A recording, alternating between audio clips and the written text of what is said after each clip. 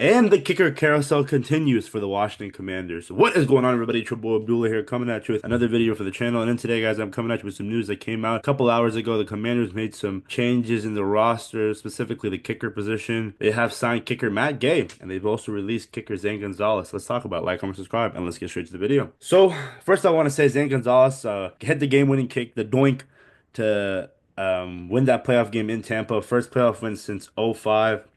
Amazing. We all remember him playing with his hair. Talked about him having OCD. Came in and after Austin Cyber went down, did his job, and can never forget that. Definitely was a big part of that run last year, went all the way to the NFC Championship game. So you do release Zane Gonzalez, but you get a guy in Matt Gay. Looking at it right now, Tom Pelissero says veteran kicker Matt Gay is signing with the Commanders on a one-year deal worth over 4.25 million, fully guaranteed. It's the most fully guaranteed money for a kicker on a one-year deal in NFL history. Gay can earn up to 5 mil with reachable incentives. Like I mentioned, they released Zane Gonzalez. Matt Gay went 31 of 37 last year in field goals and was 100% on field goals under 50 yards and on extra points. Um, After not drafting a kicker, per JP Fan, the Commanders signed Matt Gay and dropping Gonzo. Career 86% field goal kicker, career 60 plus percent from 50 plus, 86% from 50 to 40 to 50. New Commanders kicker Matt Gibb became the first kicker in NFL history to make four 50-yard plus field goals in a game back in 2023. That was in Baltimore as well. And like I mentioned, Matt Gay last season, 31 to 37 field goal percentage, 84%, 20 to 28 from less than 49 yards, 3 of 9 from 50 plus. 33 out of 33 extra points. Would be shocked if he's not the week one starter.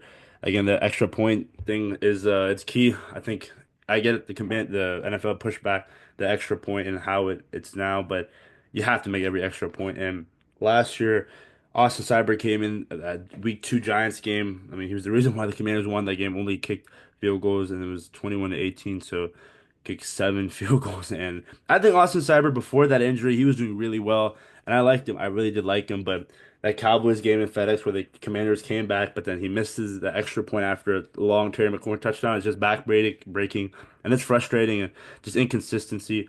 And I think he did a good job of grasping the opportunity, but again, just couldn't continue it after that injury. So Zane Gonzalez, I think, also was struggling at some point with 40 to 50, from 40 to 50, and it got really frustrating. And maybe bringing a guy like Matt Gay who can finally put this quarterback carousel to an end. It's kind of similar to what before Jay Daniels, the quarterback room that we had in Washington, just bouncing in and out, and then we really have never found a kicker in Washington that could be that guy. And it was the Kai Forbaths of the world, Dustin Hopkins of the world, Nick Roses of the world, Billy Cundiffs. I can name so many other kickers, and you just want that franchise kicker. And probably not going to say Justin Tucker as an example, but they're just you want someone that you can rely on. I think from 50 plus, like I get it, it's difficult, but I think for anything below 50 yards should be at least higher percentage of making compared to plus 50. And I think you should make every extra point as an NFL kicker, in my humble opinion. But yeah, the Commanders have had new kicker, huge financial commitment for the position. Clearly going to be their guy. It wouldn't make sense for anyone else to be the guy. And I think I like this move. You sign a guy rather than wasting a draft pick on a kicker. I think that's stupid. I remember the Bucks did that a while ago when they drafted Roberto Aguayo from FSU. There's no point of wasting a draft pick on a kicker. To me, it just doesn't make any sense at all. And I'm happy you go after a guy like Medrano in the sixth round or the running back in the seventh round. So I think for the Commanders, this is a good move.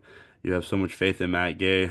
A lot of people are gonna make jokes. Get his jersey. It is what it is. But if he does his job, so be it. Matt Gay was perfect on all field goals less than 49 yards and made all of his extra points last season. I think that's the main gist of it, making all the extra points. I mean, the Commanders are going to be scoring a lot. Let's be real with this Commanders offense with Laremy Tunsil, Deebo Samuel, Jaden Daniels, Terry McLaurin, Luke McCaffrey, Jalen Lane, Brian Robinson, Austin Eckler, the new running back they drafted. I keep forgetting his name, Brisket.